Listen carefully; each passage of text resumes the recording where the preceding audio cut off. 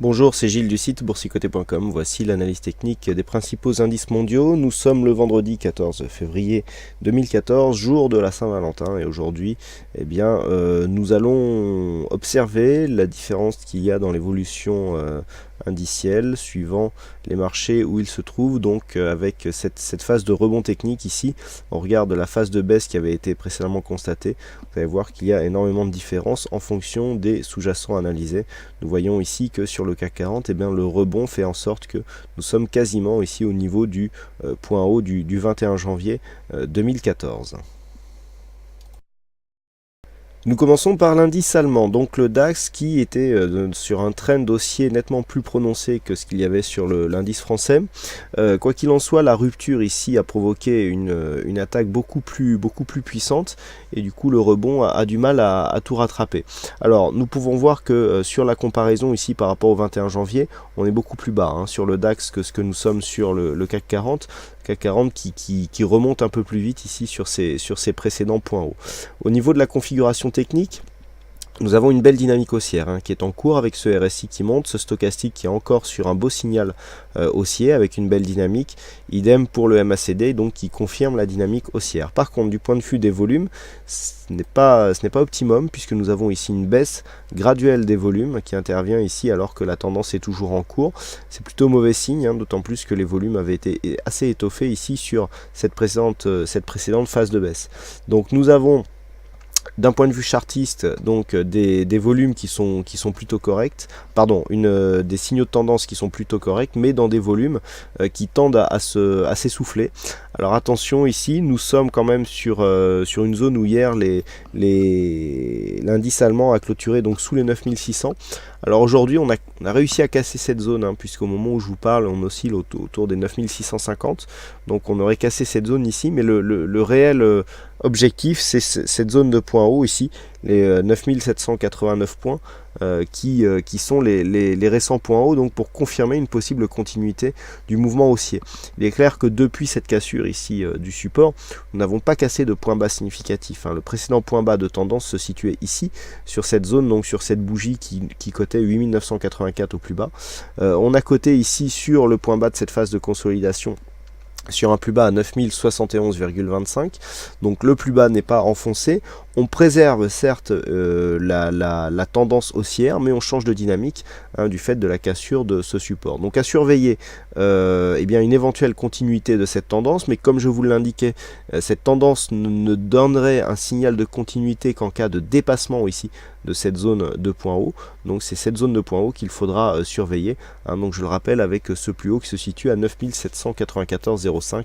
C'est bien sur cette bougie qu'il faut prendre le plus haut, donc plus haut qui date du 21 janvier 2014. Donc toujours une tendance haussière sur le DAX, mais peut-être sur une dynamique, en tout cas sur un trend qui est en train de changer. Sur le FTSE, la configuration est assez différente. Là aussi, nous avons un point haut le 21 janvier qui est relativement éloigné par rapport à la phase de consolidation que nous avons. D'ailleurs, pour s'en convaincre, il suffit de tracer les retracements de Fibonacci donc sur cette phase. On voit ici que nous sommes sur un retracement approximatif à 61,8%, alors que nous sommes beaucoup plus haut sur les autres indices. Alors par contre, ce que nous pouvons constater, c'est que la dynamique est en train de se perdre. Alors la configuration est légèrement différente. Il y avait une forte hausse ici sur cet indice anglais. Il y avait eu donc une phase de temporisation. On commençait à reprendre ici un trend haussier avec la cassure ici de cette zone par rapport au précédent point haut.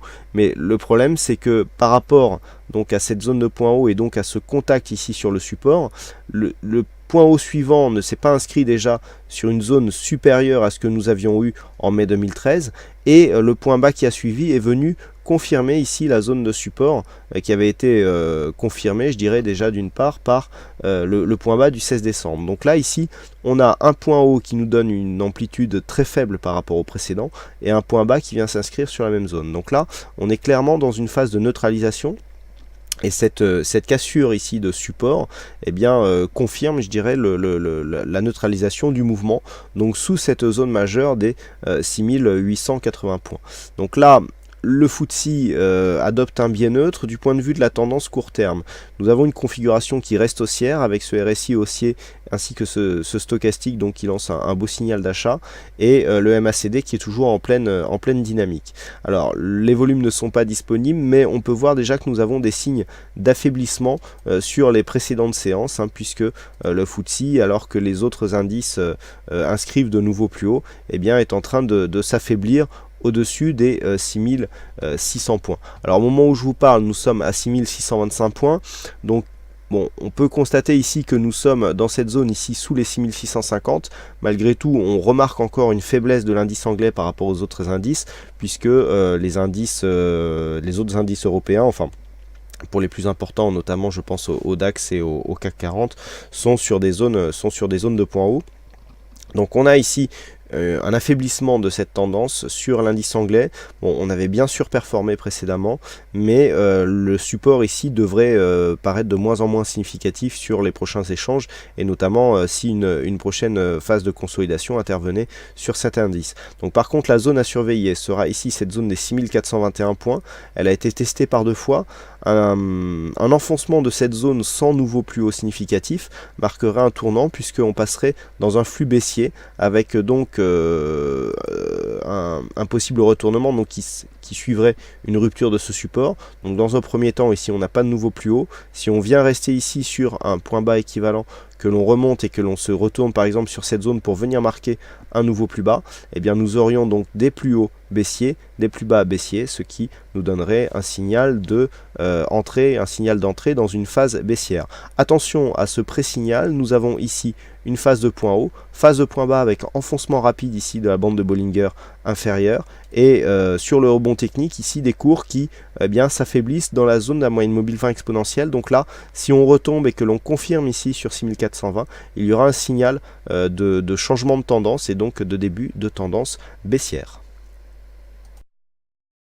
On enchaîne avec les indices américains et donc le S&P 500, donc qui suite à cette phase de hausse ici qui s'inscrivait dans une continuité de trend moyen terme haussier, a marqué une attaque. Alors cette attaque a validé ici la cassure de cette dynamique et a cassé un précédent point bas significatif. Alors on avait ici une formation en anse avec tasse inversée qui a été invalidée, puisque nous sommes remontés largement au-dessus de la ligne d'eau. Donc l'objectif qui avait été défini n'a pas été atteint. Les anses avec tasse, même si c'est une figure assez puissante, n'ont pas un pourcentage parfait de réussite et donc ne sont pas à 100%. Ce que l'on peut remarquer, c'est que par rapport ici à la phase de baisse, donc depuis la zone du 21 janvier 2014, on est sur un rebond technique comparable à ce que nous avons constaté sur l'indice parisien. Donc on voit ici une bonne dynamique du point de vue du S&P 500.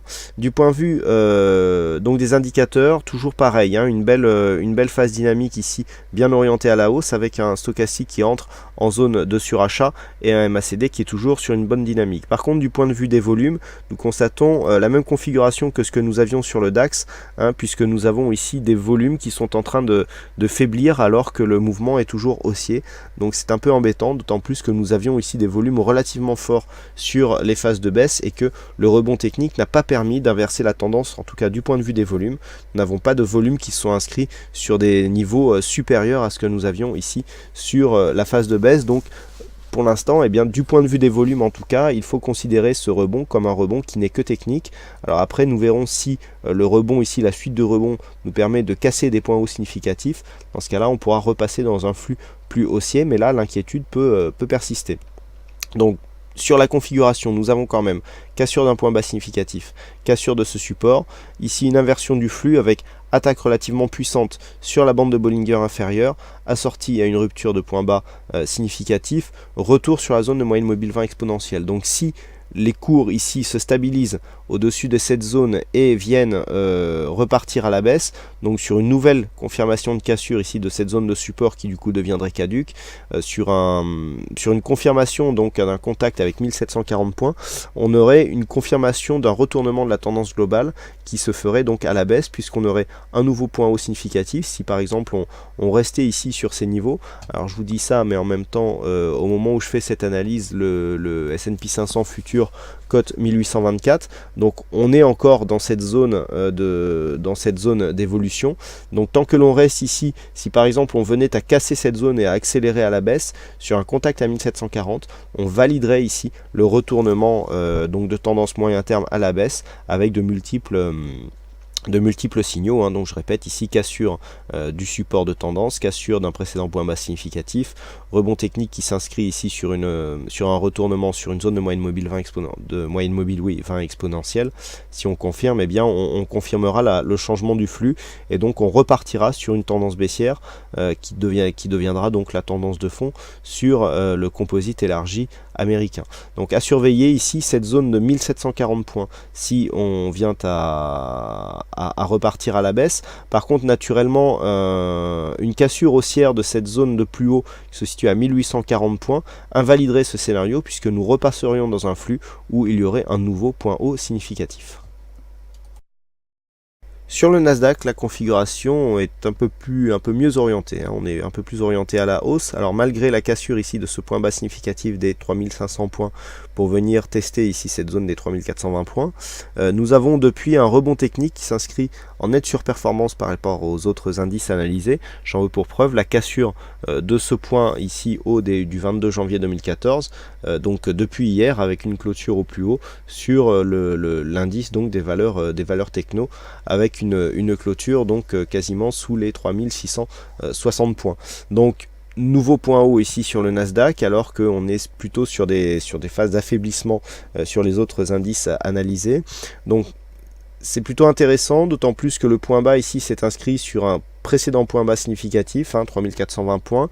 Donc là pour l'instant, même si le trend est fragilisé ici du fait de cette attaque qui est venue tester un point bas, on s'est bien affranchi ici d'un possible retournement, ce que je vous expliquais sur les d'autres indices, avec notamment ici cette attaque bol inférieur qui ne s'est pas affaibli ici sous cette moyenne mobile 20 exponentielle, le trait rouge plein. On a vraiment traversé cette zone qui plus est sur un gap et on vient directement chercher le contact avec la bande de Bollinger supérieure. Donc là, le biais baissier du fait déjà de cette cassure de ce point haut significatif est invalidé et on attend ici des signaux qui iraient dans le sens d'une confirmation d'une réorientation haussière de la tendance moyen terme. Du point de vue de la configuration des indicateurs, on est toujours haussier avec RSI stochastique toujours en phase de hausse, même si le stochastique ici rentre en phase de surachat. Nous avons une belle dynamique au niveau du MACD et des volumes qui sont un peu plus équilibrés que sur les autres indices. On perçoit moins ici la phase d'affaiblissement que nous avons du point de vue des volumes avec une volatilité qui reste dans la moyenne. Donc je dirais que du point de vue du Nasdaq, on a une orientation qui est un peu mieux, qui est un peu plus orientée à la hausse, on va dire, mais il faudra mesurer ici l'inscription du nouveau point haut et surtout attendre ici le prochain point bas pour mesurer, je veux dire, la pérennité de cette tendance, puisque nous sommes quand même dans un contexte où le reste des indices mondiaux, ou en tout cas les principaux, sont plutôt sur des phases de retournement.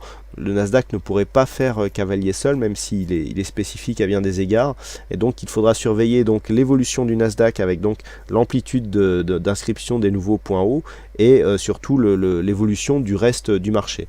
Alors les points d'invalidation pour la continuité de cette zone haussière, de ce trend haussier, se situe à 3420 points. Ici, ce point bas donc inscrit par ces deux bougies. A priori, s'il y a une nouvelle cassure ici de ce support, il deviendra là aussi caduque et il faudra retracer donc des lignes de tendance pour coller à la tendance actuelle. Mais les zones ici à surveiller, donc dans un premier temps, premier niveau ici 3589 points pour la tendance directe et sur un affaiblissement plus prononcé la ligne des 3420 points. Et enfin on termine cette analyse technique avec le Nikkei qui lui est dans un trend bien baissier, donc la cassure est confirmée.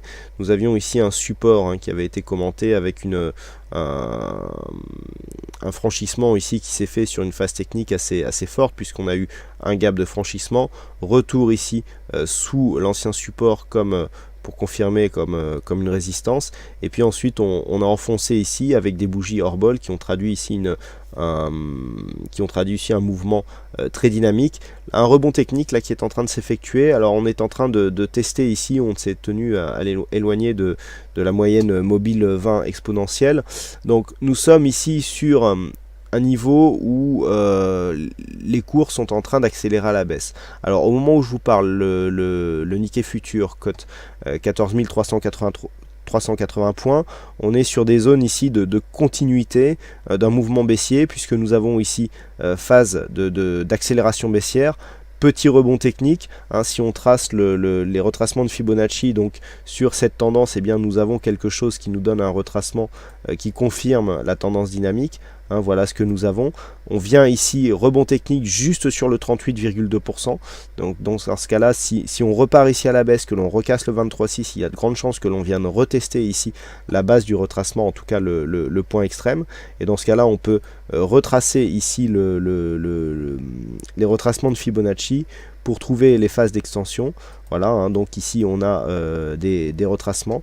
Et lorsque l'on décale le graphe, voilà, nous avons ici l'extension qui apparaît et qui nous donne l'objectif cible en cas de cassure ici de cette zone des 13 996. Alors en plus, nous sommes ici à 13 996 qui est à 4 points d'un niveau significatif et psychologique, hein, 14 000 points. Donc sur une rupture des 14 000 points, il faudrait viser ici 13 400. Alors on est à 13 453 a priori. J'ai du mal avec la ligne violette.